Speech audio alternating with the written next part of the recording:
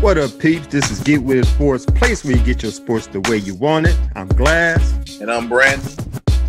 The best tag team tandem out here. And we're giving you another episode 34 of the 2 Cent Deposit on Sports, the place where we give you our 2 cents on the recent topics in the sports world. First off, we want to thank you for taking the time to watch and interact with us on our YouTube channel, Get With It Sports 2, and on Periscope at Get With It Sports. Go ahead and join the chat, and we will respond to questions and comments. While you're here, go ahead and hit the subscribe button to our YouTube channel and or follow us on Periscope. You can download the Spreaker app, search for Get With It Sports Media, and click the follow button to be alerted to all the episodes that we have here at Get With It Sports Media so you can listen to us while you are on the go. We cannot do any of this without our eye in the sky, the super producer Big Q of Team Board TV. What up, Big Q? What's going on, fellas? I know y'all got a juicy one today. I ain't gonna be too chatty this episode. I'm gonna sit back and just watch it unfold. Y'all go with it, man. Cool. Appreciate it. Hey, Brandon, you ready to get down with this? Let's get cracking. Everything good? Oh yeah, man. I'm doing good. Cool. We got two major topics to talk about. We got to talk about the mega trade that happened. I think it was Tuesday with Kyrie Irving and Isaiah Thomas. And we got to talk about the fight that's jumping off tomorrow. But first, shouts out to Ezra from at Idiot Ezra. That's his Twitter handle, at Idiot Ezra. He substituted for my partner in crime here, Brandon, last week. He did a great job. We appreciate what you did for it. Yeah. And let's go ahead and move on. Let's hit the news tape. First off, I want to give a straight up shout out and hand clap to Anquan Boldin, who announced his retirement Sunday, I think it was, where he said his life purpose is bigger than football. The veteran receiver left the Buffalo Bills and has decided to retire, according to the statement via ESPN Jim Trotter. Boldin, a 3-time Pro Bowler, signed a 1-year deal with the Buffalo Bills on August 7th and was expected to start after the team traded away Sammy Watkins, but suited up for just one preseason game. Boldin played 14 seasons in the NFL, split his time between the Arizona Cardinals, Baltimore Ravens, San Francisco 49ers, and the Detroit Lions. He went over 1,000 receiving yards in 7 different campaigns and won a Super Bowl with the Ravens. The 36-year-old was named Offensive Rookie of the Year in 2003 and won the Walter Payton Man of the Year award in 2015. Boldin also holds career records for the fastest player to 300, 400, and 500 receptions, along with the rookie record for catches in the season, which is 101. He finished his career with 1,076 catches, 9th most all time, for 13,779 yards and 82 touchdowns. Bruh. Outstanding career. I like what he do. I actually like what he do off the field and what he do on the field. Right. They may ask you this question. Hall of Famer? Yeah, I think so. Okay. I think so, yeah. Let me ask you this. Now, they traded away Sammy Watkins. I was going to get to go ahead. Go ahead. After signing him for a year and projecting him to be a starter. How does that leave Buffalo now? I mean, we both know the answer to that question. Both of them ass out. I know they put their hands up there like, dude. Right. Why you wait? We trade fucking man before you decide you want to have a life purpose now.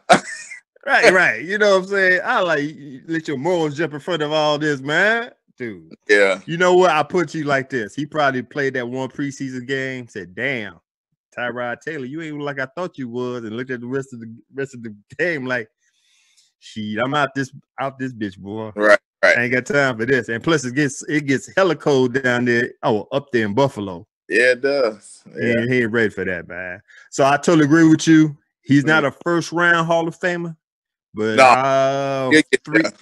three or four times down the road, he definitely gonna hit there, because you can't, even though it's off the field activities and efforts with the humanitarian programs, you got to put them in there just because of that. Oh, you yeah. know what I'm saying? I don't think he ever got in trouble, and now every team he been on, he made them better. Yes. You know, and I said on Team Boy TV Wednesday that quiet as kept. I told JB, who is a Baltimore Ravens fan, he made what's his name? Joe Flacco. He owed him a couple of $1 million. He owed him a couple, because good and well, nothing against Joe Flacco, but some of them passes he threw his way was kind of like he had to stretch out and go get them things, but he went and got them. He went and got them all. He went and got them all. So, like I said, he need own a couple of $1 million, and like I said, in the future, he will definitely be in the Hall of Fame. And let's not forget, like I said Wednesday, the one thing I remember is when I think it's September 28th, 2008, Anquan Boldin got straight crushed when the Arizona Cardinals played the New York Jets, and where he got his face shattered. I know he got his sinus cavities fractured, and I think his jaw was broke. And I think he came back a week later to play in the game. So you can't disagree with his toughness. Right, exactly. You know, so once again, shouts out to Anquan Boldin. Going ahead and move on. Actually, a large group of Cleveland Browns players knelt in a circle during the national anthem on Monday Night Football.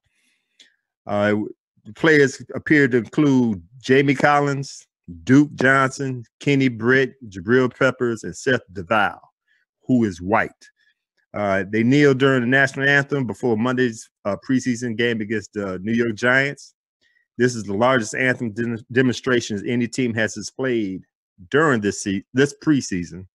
At least 11 players participated in the huddle.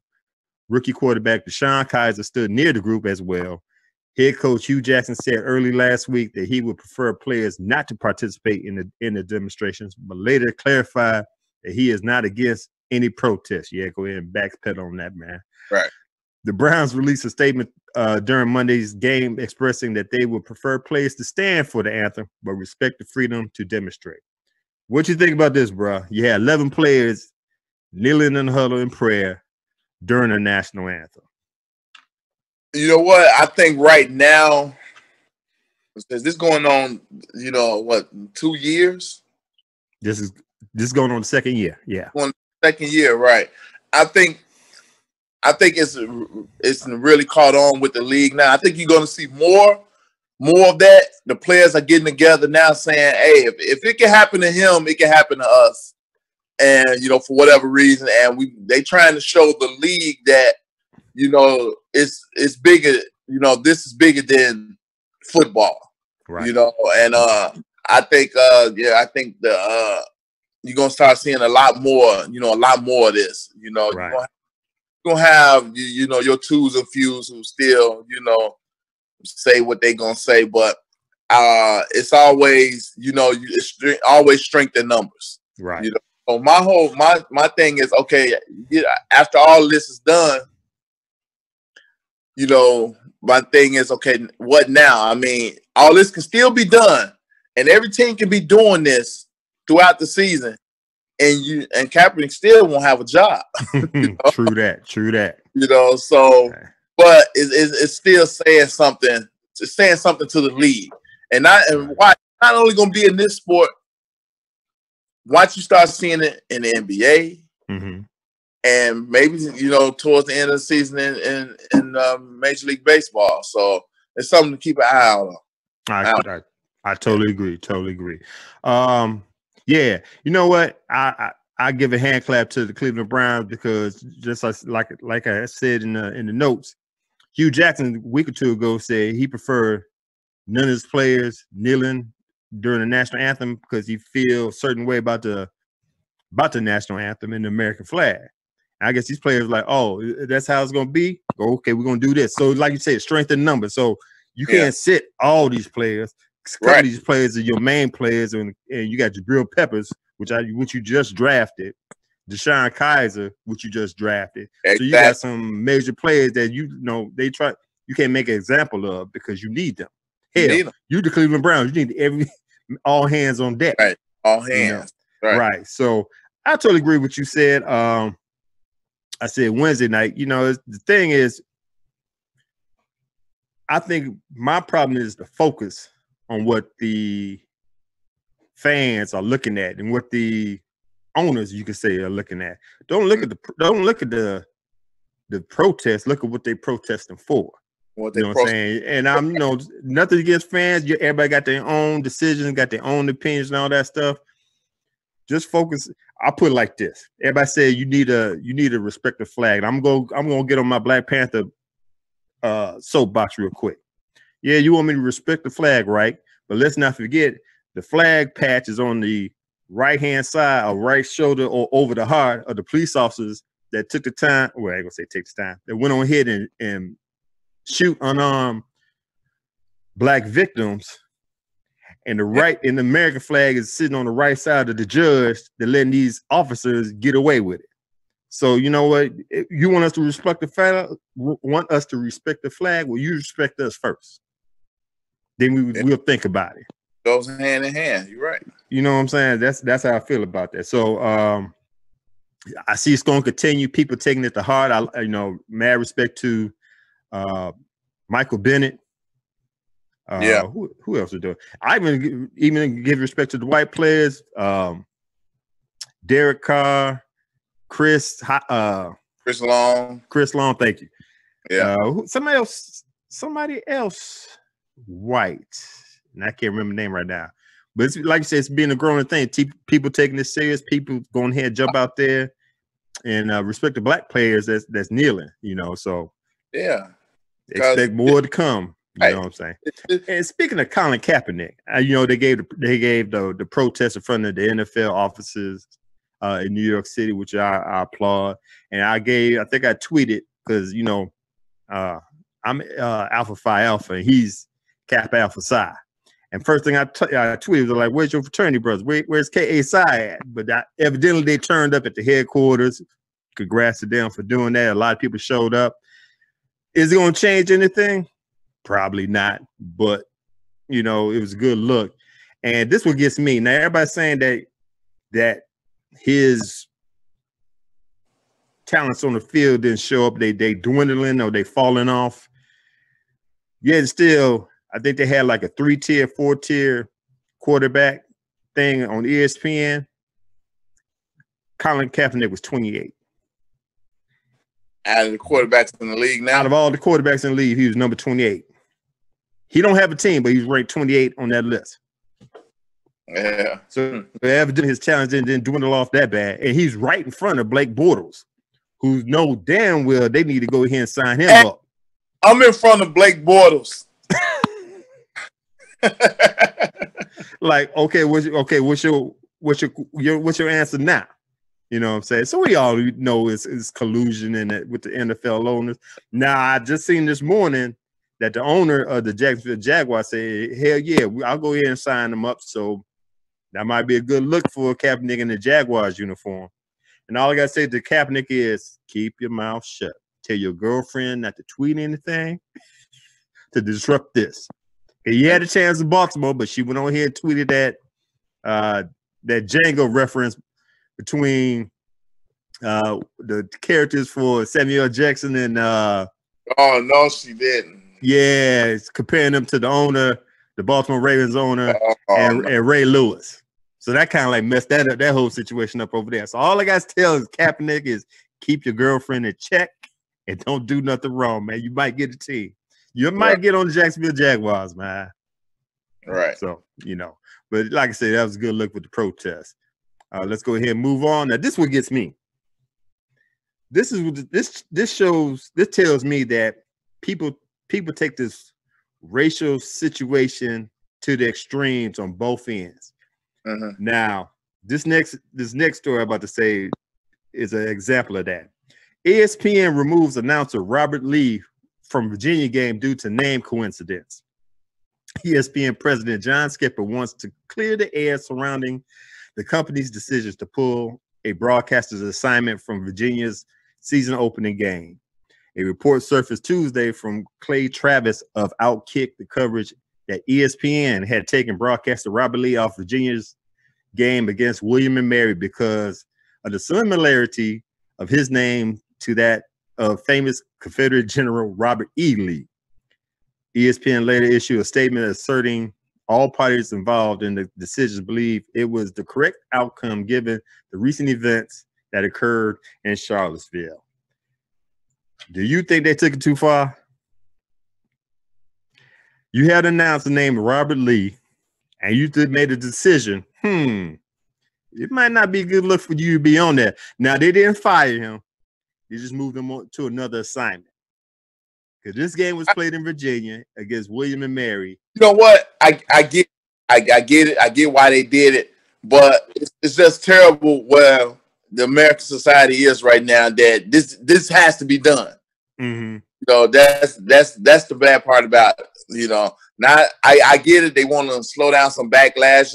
You know, you got this damn Confederate flag, and you got fucking Robert E. Lee doing the games now. You know, so yeah, now so they took that part out of the equation or whatever. Mm-hmm. That you know that'll die down after a day or two. But it is terrible. You know, because you just think about what if they didn't do it. You know? Right. What if they didn't do it? You know what? I think they trigger shy now, or they shoot from the hip now, just for the simple fact. All right, you had the situation in Charlottesville, right? Right. Which was last week. Was it last week or week before last? Anyway, last week I think it was. Anyway, that weekend. Before that weekend ended, ESPN had that fantasy football, 28 hours of fantasy football, and they had that auction situation that kind of like was a bad look. Yeah, it might have been nothing to most of the people, but it was the timing, it was the visual that messed up. Right. Because you know, thing happened in Charlottesville. I remember when I first seen it, the first thing that came to my mind was the movie Get Out. This looked like some Get Out sequence right there. They was holding up little pictures of the players on the sticks, and all you had in the crowd was white people. First thing I thought of was Get Out. I didn't take it to heart, you know what I'm saying? But it was a bad look because some players, some NBA players, and I think some NFL players took it to heart, and they went on Twitter, and the ESPN and John Skipper, the ESPN president, had to apologize.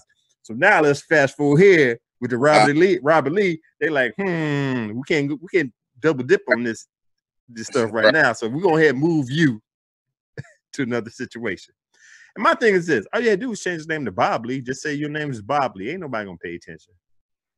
It don't say Robert E. It don't say Robert E. Lee or Robert Lee. Then I heard Bob Lee, the foundation of ESPN, the guy got his outside the lines. Yeah, he was having trouble. See, he said, "Man, my last name is Ley." But he was still, because it sounded like Bob Lee, he had I think he had to make sure his swipe card worked or something like that. I'm like, come on now. We're going to the extremes on this stuff right here. Yeah. Team Boy TV said that dude been dead for 400 years. Who was going to confuse that? Hey, I totally agree. There's some sensitive people out here, man. Too sensitive. He said Durant went off on Twitter about the auction. It was a bad look and bad timing. Totally agree. Shouts out to Majid Mo that's hitting us on Periscope. If you're still on, we appreciate you checking out the show. Let's go ahead and move on. Let's talk about the trade, bro. The NBA, the mega trade that happened this week. The Cavaliers agreed to trade Kyrie Irving to the Celtics for Isaiah Thomas, Jay Crowder. I can't even pronounce the name. Ante Zizic. And the Brooklyn Nets unprotected 2018 first round pick. First off, now, okay, and then we just put it like this. To me, I think it was a win-win situation. It was a win for the Cavs, win for the Celtics. If there's, it was a lateral move, so you had a all-star point guard, moving to another team for another all-star point guard. Now, the reason why they had to put Jay Crowder in there, Ante Zizic, is because to match the money. Right. You know what I'm saying? I think Isaiah Thomas only making $8 million. I think Crowder making $6 million. Kyrie up there in I think 20 million range. So they had to, get the money together. Now, I give credit to the Cavaliers because they get that unprotected 2018 first-round pick, which they're going to need in the future. They need draft picks. They need draft picks because we all know, everybody around us know that LeBron going to be up out of there after next season. Right. So you need all hands on deck after he leaves. Now, people jumping on Kyrie about leaving, and I think we talked about this last week. Think about this. When Kyrie got drafted, he played with LeBron James' crew. LeBron James come back, he brings a new version of his crew. So I think, Kyrie Irving believed he could run the team by himself and want to see what he could do instead of being under LeBron James' shadow, which I agree with. Now I ain't gonna say he gonna be I guess he can be the leader of the Boston Celtics because you got who you got over there? Gordon Hayward. I don't think he want to believe it. I think Kyrie helped Gordon Hayward out because I think all that pressure being a leader for Gordon Hayward would have got to him. I don't know who else you got over there. So that's a good look for him in Boston. Now, on the other hand, Isaiah Thomas, he's still hurt. He got that hip injury. I think it's a labrum tear or something like that. You don't know if he's going to start the season off in that game. But like I said, the thing that really looked good for Cleveland to pull the trigger was that first round pick. Right. So let me go ahead and let you ask you what you think about the trade. Like you said, I think it can be looked at as a lateral movement. If the other two guys, Crowder in the center, work, that's even better. If they work out, that's even better. They give them they get Cleveland some pieces to move in the future because they're gonna start moving a lot of pieces after LeBron decides he's gonna leave anyway, because they ain't keeping them guys, they was there for him, and you're not gonna rebuild with no Shumpert and no all of them guys there, and fucking Mike Miller. He just waiting to see where LeBron going. That's where he going. That's he. I don't know what's that whole thing about. But as far as Boston and Kyrie, I don't see Kyrie leading a team. He didn't lead Cleveland before LeBron got there. They got Hayward over there. Now they got Kyrie. Are they any? The question is Boston any better? You want me to answer that question? I'm gonna say I'm not sure. You can answer it, but I'm not sure that they are. I think I think they lost a step when they traded Avery Bradley or had to release Avery Bradley. I think they traded him. They traded Avery Bradley to Detroit in turn to get what's his name? One of the Morris twins, Marcus Morris. Okay. So you lost. All right. I hear you. Let me just go explain this real quick. So your best defensive players on that team was Avery Bradley, Jay Crowder. You traded Avery Bradley. You traded Avery Bradley to Detroit. Cool. This what gets me. Jay Crowder is the best defensive player that can play defense on LeBron James, and you traded him to the team LeBron James on. Right. So to answer that question, defensively, it's gonna hurt him. But you wasn't gonna have Isaiah Thomas because of his hip, number one. Number two, the physical attributes that Kyrie and Irving have is better than Isaiah Thomas. Isaiah Thomas is 5'9". Kyrie got to be 6'4". Boy, you know what I'm saying? So I think you get better. Going wise, yeah. I think Boston definitely took a step back, maybe a step and a half back defensively. Mm-hmm. You know, right? No doubt. But I don't think it had anything to do with the two guards that switched. Okay. You know. Now let me go ahead and let me enlighten you with this. Hear me out on this. Isaiah, I think,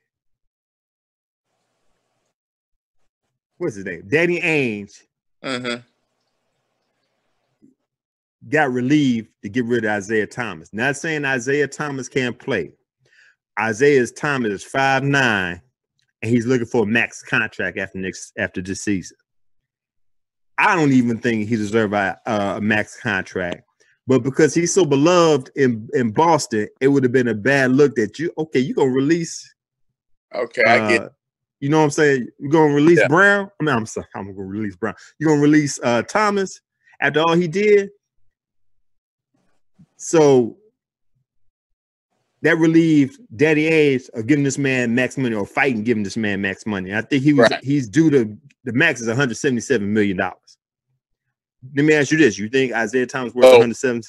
No, but you can't tell the people in Boston what he's done for them. Boston that either, right?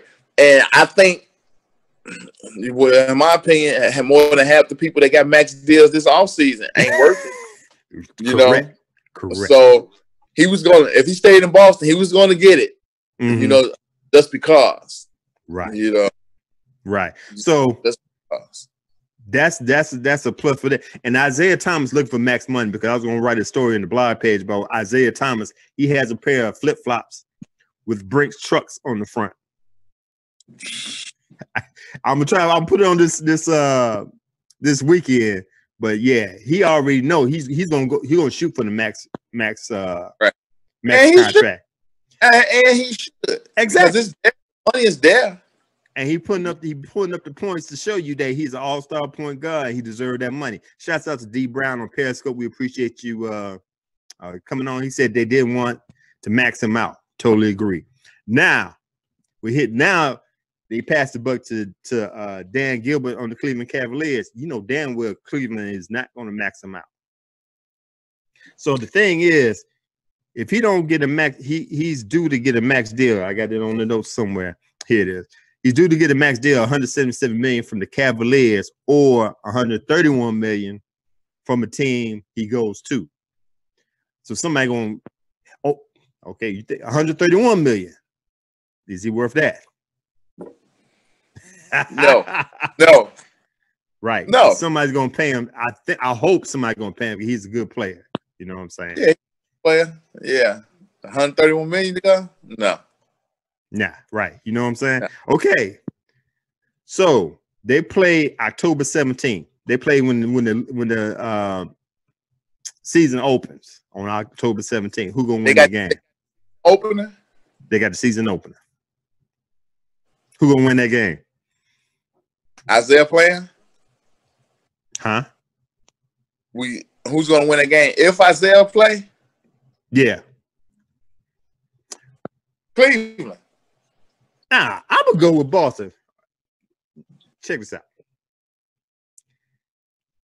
If Isaiah don't play, they still got Derrick Rose on the team. And like somebody said in the comments, who we got here in Chicago? What's his name? Dwayne Wade might be going over there. Cleveland. So they ain't gonna be hurting for guards. They got talent over there, but you got some old time. They might, you know what? I might change it. Then Cleveland might win the first game, but I think Boston might win the conference. Might lead. They won it last year. You know, we don't have last year, but okay. Yeah, you know what? I want to see Boston beat Cleveland, and they mean the playoffs. I want to see Boston beat them. You know, just because I like the way Boston, the direction they're going in. I don't think Boston finished. I don't think they're finished. You know, they in order to advance further, they can't be finished. This can't be it because then they're not going no further than they did last year. Right. You know, they need to make it. I think it's one more move somewhere out. I don't know where, but it's got to be one move somewhere. You know, maybe for the trade deadline or whatever. But They need one more move. You I know, got you. They need another defender. You know, whether it's a small forward or a big two guard, they need another defender. Who needs another? Boston? Yes. Totally agree. I totally agree. It's gonna be another move made. I think Cleveland is built to win now. Right because now. they know LeBron's about to get up out of there. I think Boston is built to win after LeBron leaves. And after Golden State break their team up in about a year or two. You know, I think I told you this last year at this time. Danny Ainge is building up his first round draft coffer to make moves, build this team. So when LeBron gets older and leaves Cleveland, and or Golden State have to let go of some of the players because of the money situation, that's when they're gonna jump in there. Now look at this. What's up, Slim Jim 513? He said you're smoking. Whatever, bro. Anyway, all the Cleveland team is old. They all average around 28 years and older. Yeah. Whereas on Boston, everybody averaged 25 years and older. You got some young studs like going back to the finals again. All right. The oldest person is 31. That's Al Horford. You got Jaylen Brown, 20. You got the rookie Jason Tatum, 19. The next oldest people are the 27-year-olds is Gordon Hayward and Marcus Morris. So they built for the long run, and they're building for, just like you say, they're building for the long run because they're not done. Right. You know what I'm saying? Slim Jim 513 said Glass Bron is going back to the finals again. Yeah, he's going back to the finals again. I don't know, man. I'm still maybe I'm biased because I ain't a Cleveland Cavaliers fan. I still think Boston. Let's not forget, and this is the X factor that everybody's not even talking about. Brad Stevens, the head coach for the Boston Celtics. He can make sugar out of ish. You know what I'm saying? And he's a point guard whisperer. Look what he did with Avery Bradley and Isaiah Thomas.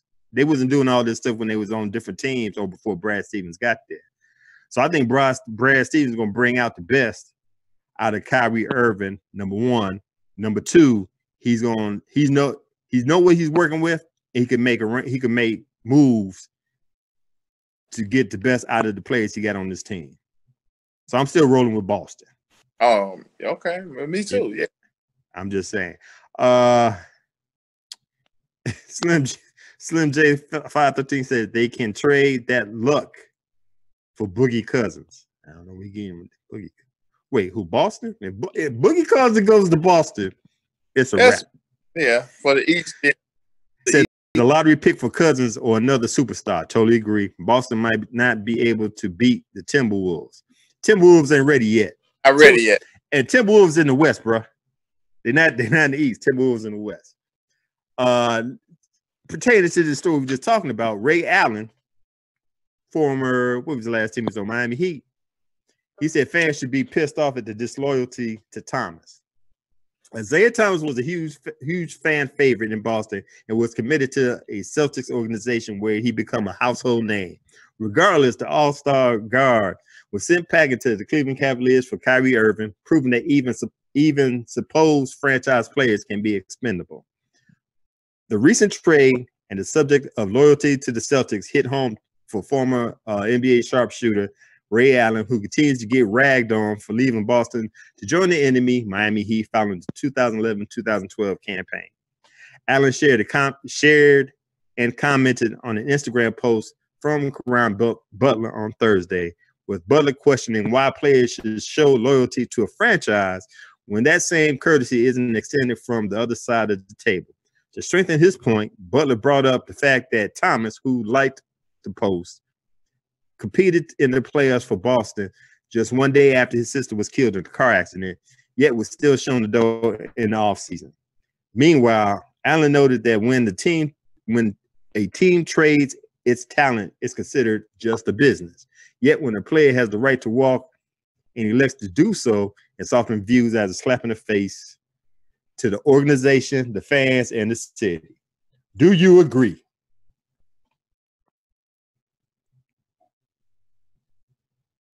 Did you hear me?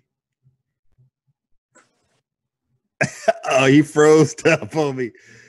We're gonna wait till I think he froze up on me. Yeah. All right. Hey, but I'm I going jump, to the I jump in real quick. Listen, that is the thing, right? You know, back with the decision with LeBron and the thing with Durant, and you know, everybody was like, you know, all upset about it and whatnot. You know, and then in a situation like this where these dudes didn't really have no choice, right? They just had to, you know, do what was dealt. It's different. I think Irving, you can argue that, you know, he was making a bunch of noise about wanting to leave, but right, not time and stuff. That was beyond his control. So I think that's different. Okay, Brandon back. So I'm out. Yeah. all right. Yeah, I agree with what you just said, Q. He was just a pawn in this whole thing. You know, he didn't have a choice. You know, but yeah, when the owners do it, it's business. When the players do it, they ungrateful. You know, blah blah blah, all of the above.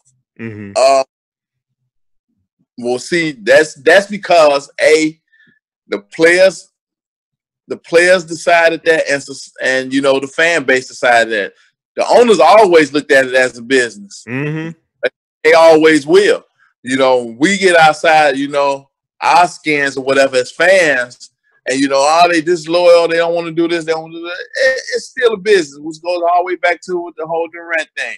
That was a business thing. That's what he wanted to do. It's still what you want to do, and if you're not guaranteed with that no trade clause, you can be expected to move. I don't care what you do or who you are. You always can be expected to be moved because you don't have that leverage. Right. You know, that's the only Carmelo's still in New York. Trust me, that's the only reason he's still in New York. Totally agree. I'm gonna go to the comments real quick. Slim J 513 said, and mark my words, Wade will go to the Cavs this year. Totally agree. He said Boogie Cousins to the Cavs. I don't know about that one, man. We'll see though. He said, y'all got me fired up at work. That's what we here for. D Brown, Jet Terry was upset also about the trade, saying Isaiah played right after his sister died. Totally okay. It's for Slim J 15 said IT and Irving are almost the same type of player. Not a huge drop off as far as scoring. Totally agree. He also said IT will be cheered when he comes back to Boston. Okay, I hear what you're saying. Now let's go to another story. Sorry, all right. He said go back to Boston. Cleveland will boo the ish out of Kyrie. Totally agree. But with the Boston situation, did you see on Twitter that somebody was burning Isaiah Thomas jersey? I heard about it on one of the sports channels. I heard about it. Wow. He was collateral damage. He didn't ask to go to Cleveland. He was traded. Right, exactly. Why?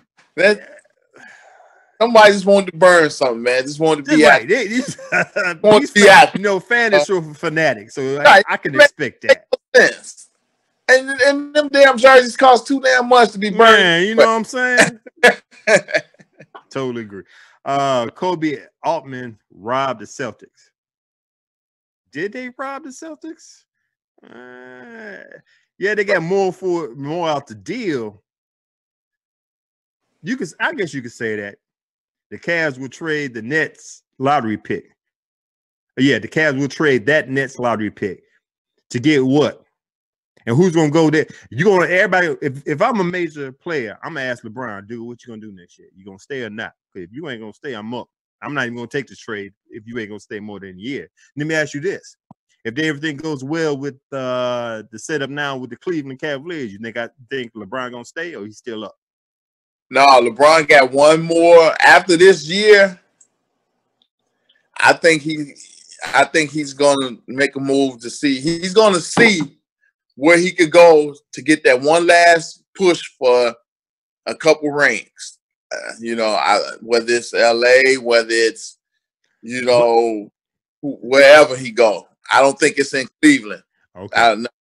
No, them guys. No, his sidekicks, they ain't kicking well lately. You know, Right. so Totally agree. They shot their load already. So totally agree. D Brown said LBJ is moving on. I'm guessing LA. I could agree with that. He said the Nets will be bummed this year, no doubt. But who gonna be more bummier, the Bulls or the Nets? I'm gonna go with the Bulls. Hate to say that, but oh, wow. Cousins for the Nets pick.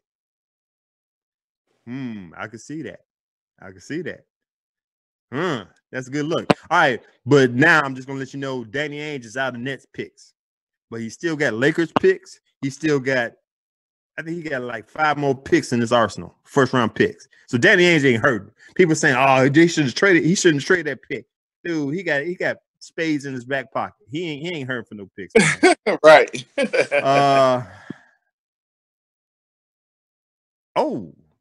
We got to talk. Yeah, let's go ahead and move on to fight. But I agree. I ain't blaming Danny Ainge. It's hard to get a superstar. You got you a superstar. I think he's a potential superstar. If you don't think he's a superstar, he's a star that could be a superstar. I think him leaving under the shadows of LeBron James, he got to show and prove what he could do. Exactly. You know what I'm saying? So he said trade to the Suns for Eric Bledsoe or Josh Jackson. No, I ain't gonna say all that. Nah. But we got 15 minutes left. Let's go ahead and jump off to the main event that's going to jump off tomorrow. We got the Floyd Money Mayweather against Conor Notorious McGregor jumping off tomorrow at 11:45 p.m.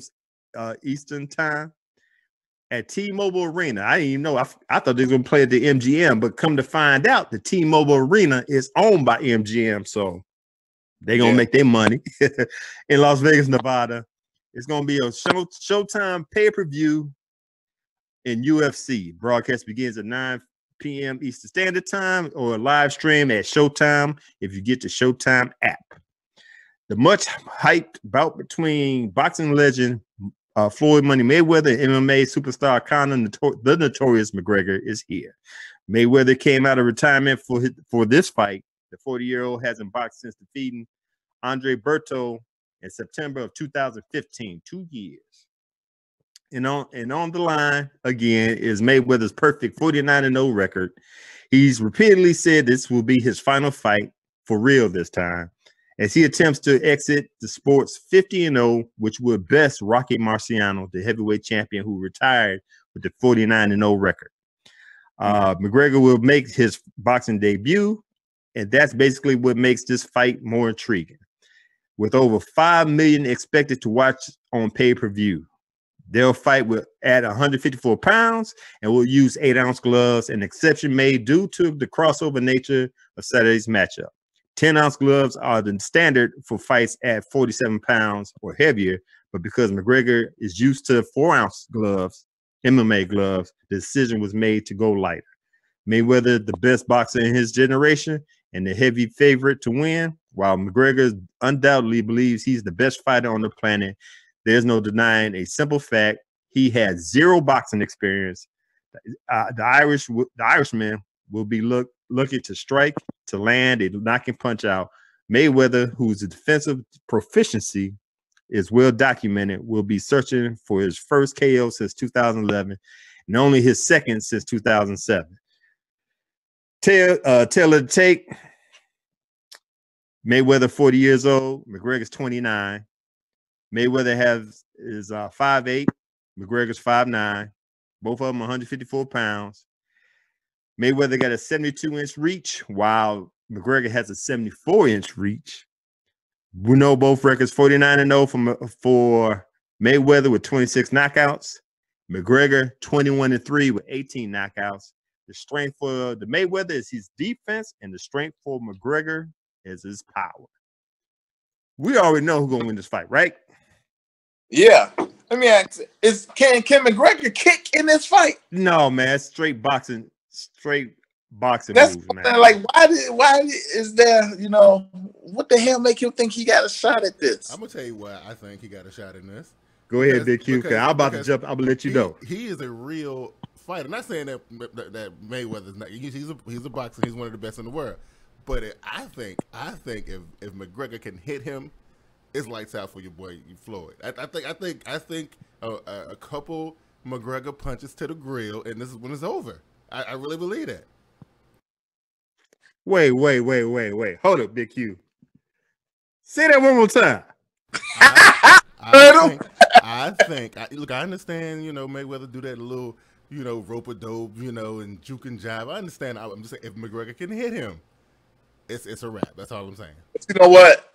Yeah, but see, that's been with anybody who fought Mayweather. If you can hit him, right. That's been the whole thing. That's been his whole career. If you can hit him, yeah. A lot of people say, yeah, you got a good shot of knocking him out.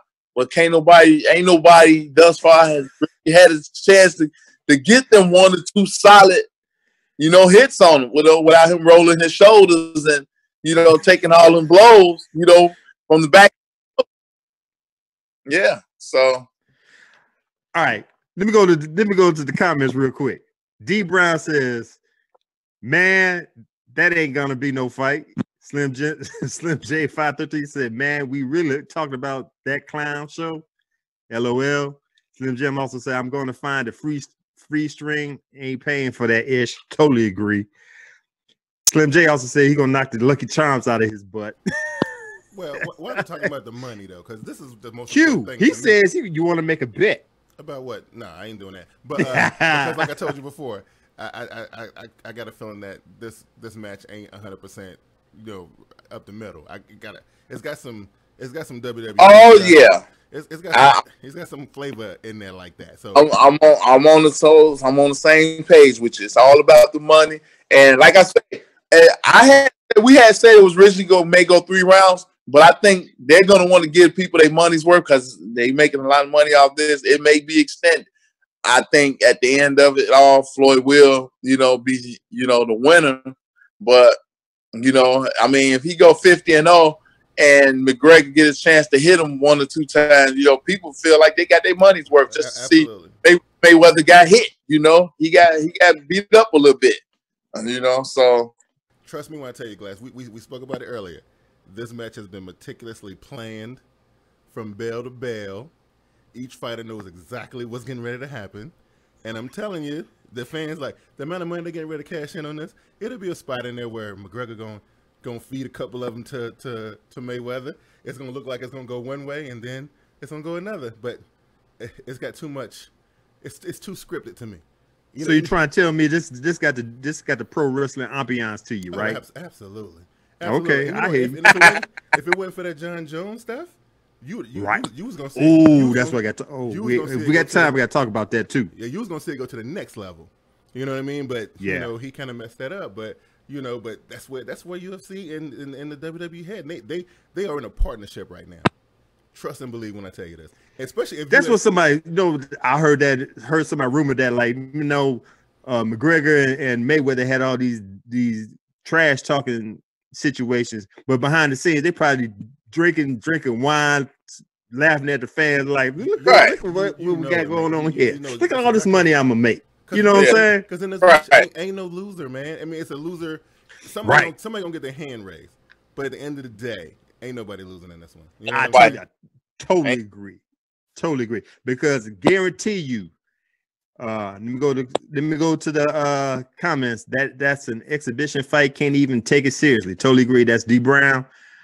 Slim J 513 said this is like when Brock Lesnar fought the one-legged guy, Big Q. I don't know who you talking about. McGregor gonna end up like Ronda Rousey. I don't think Mayweather can hit like that. I got a question for you guys. Is it legit? Now, this was I was gonna go to. Thanks, D Brown, for putting it out there. Is it a legit 50th victory for Floyd? Is he gonna break Rocky Marciano's record of 49-0? Because who gonna prove it wrong? How you gonna prove it wrong? Unless somebody come out the woodworks and be like, well, we faked the whole thing. You know what I mean? But that ain't gonna happen. That ain't gonna happen. Right. Brandon. What does he mean? Is it a legit 50 fight? Would you consider this a legit 50-0 for Mayweather? Because he's not a true boxer, McGregor? Yes. Yeah, it is, because he fighting. Hell, it's a fight. Okay. This is what I'm saying. I don't want to consider this as a boxing match, but it's been sanctioned by the Nevada Association. I don't boxing gloves. It's been sanctioned by the Nevada State Athletic Commission. Yeah. It's in the square circle. They got boxing gloves. Yeah. It looked like a boxing match to me. It's a boxing match. They ain't got no kimono, they ain't no kicking. It's a boxing match. I'll totally agree. So it's fit. I hate to say it. This is a punk way to do it, but it's a boxing match. Even though everybody knows the exhibition, it's a circuit. Yeah, because at the end of the day, guess what's gonna happen? McGregor gonna take this L. He gonna get his check. 2 months later, you'll see him on Monday Night Raw. I guarantee it. Right. It's a money grab. That's all this is, a money grab. Now, this is what I'm gonna say. This wait, go to the comments. That's gonna be the cop out for haters. He's not a boxer, so it don't count. But it gotta count. Hate to say it, but it gotta count. He says the money is legit. Yeah, it's sanctioned. My thing is, if I'm gonna blame anybody for this, it's the Nevada State Athletic Commission, because McGregor should put some fights in before you fight a championship fight. You know what I'm saying? It should have been a couple of fights before you meet up with Mayweather. You can't just jump up in here and just fight Mayweather. You know what I'm saying? So money makes this train go. Right. Not the fights you have. Money makes. That's the reason why they dropped from 10-ounce gloves to 8-ounce gloves. That's the reason why they put this fight together. They about to make hundreds of millions of dollars. Now, just gonna put this out there. I was listening to a podcast last night at work, and it was, let me get it, the Conor McGregor story, his life story on ESPN. It's on the Double Truck, one word, Double Truck Stories, and it's called Crossing Crumlin Road. Talking about his life growing up in Dublin, England, in the neighborhood with gangbangers, dope dealers, and all this stuff, and how he had to fight his way through it. And he used to be a plumber before he dropped that. He said he didn't want to be a plumber, he wanted to make money, so he dropped plumbing to become a MMA fighter. And the story, it was a good story. So if y'all had a chance, go to ESPN, look for Double Truck Stories. It's about 45 minutes long, but it was good. And after hearing that story, I ain't mad at Conor McGregor. You go ahead and make this little money grab. They're talking about he could make 75 million and up to 100 million, maybe even more. Man, check this out. I'm gonna tell you how great this. I just looked at this, right? So Dana White is showing the pay-per-view, right, through UFC Productions, right? Showtime has got a chunk of this. They do the majority of the production on it, right? All right, so you got them two. Then you got the two fighters and they purses. Who losing here, man? You know what I mean? We're talking about a amount of money that we ain't never seen before in a sporting match like this before, man. Especially when I saw that Dana White was showing it too, like Showtime was showing it, and Dana, please, right, yeah. So I've heard $2-3 million. $1.5 million bets on Mayweather. That's crazy, man. If I think I said Dublin, England, I know it's Dublin, Ireland. That's my fault. If I said Dublin, England, that's my fault. I meant to say Dublin, Ireland. Slim J 513 said McGregor going to talk ish to you on Twitter now. Go ahead, man. Listen, if anybody could win the trash talking war, it's McGregor. So Mayweather didn't have a chance with him. No. So, cause you know what? I know you wanted to wrap it up with the Bones Jones thing. I just want to throw this at you. I know you don't follow this, but I just want to land my point of what I said earlier. So, last Sunday, WWE put on one of their biggest shows of the year, right? SummerSlam. Mm-hmm. Brock Lesnar is their champion, right? Who was set to go with Jones. So everybody thought that Lesnar was going to lose the championship so he can go to the UFC. He didn't.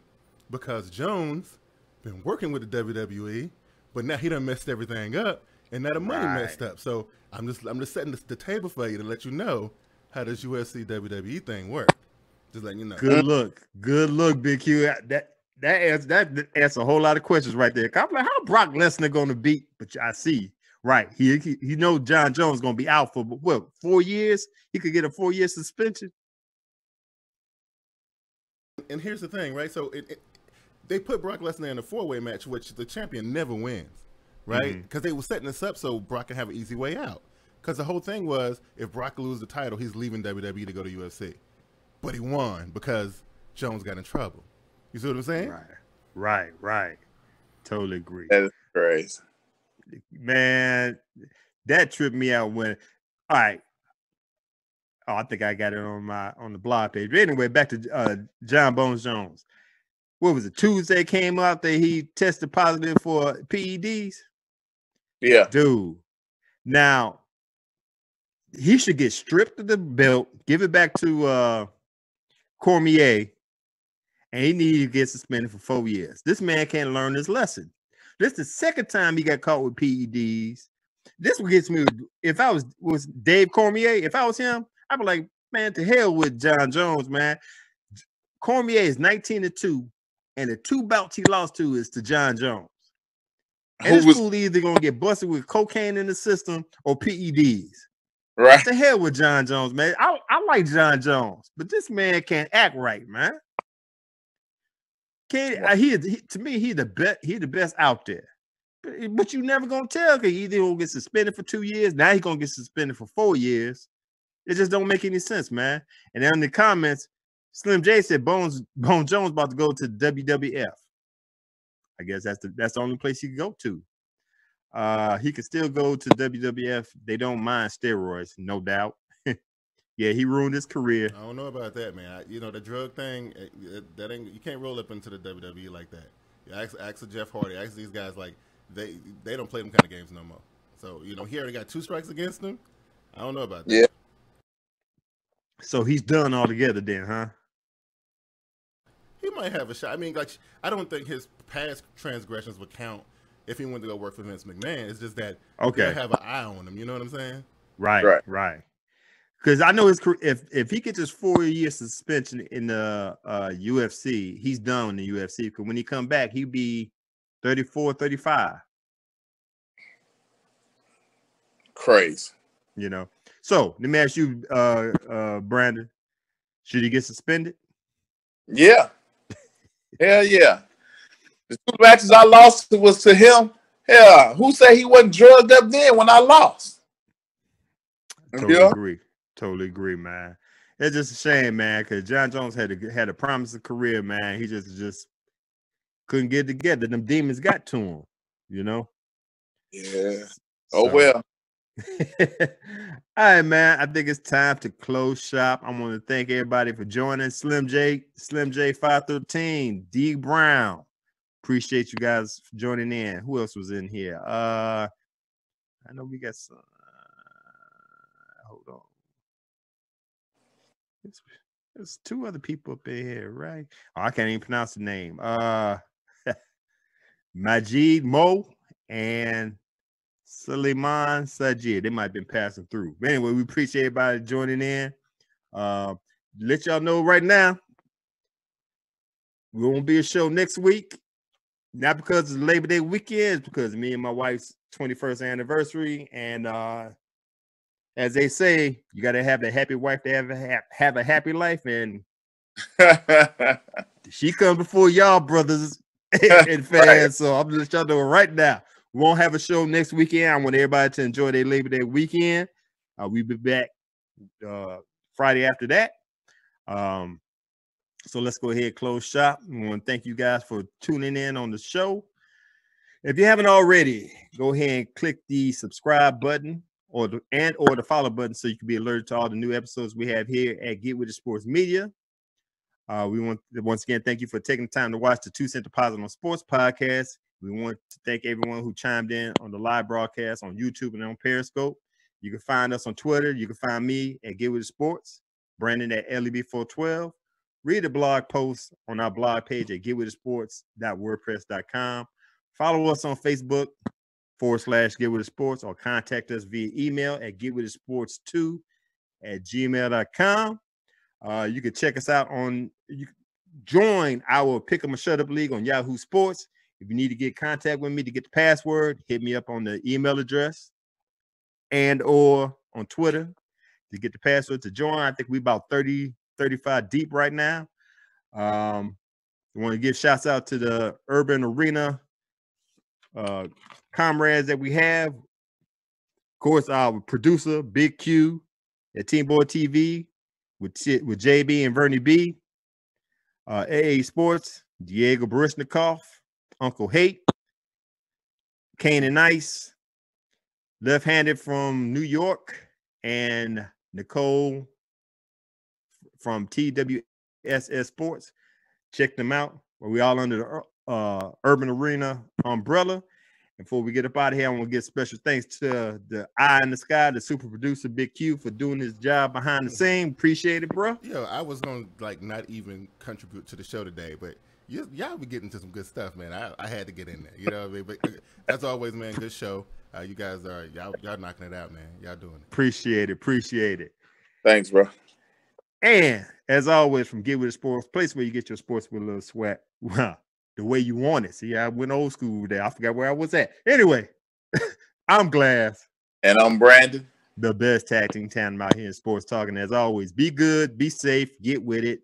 Peace.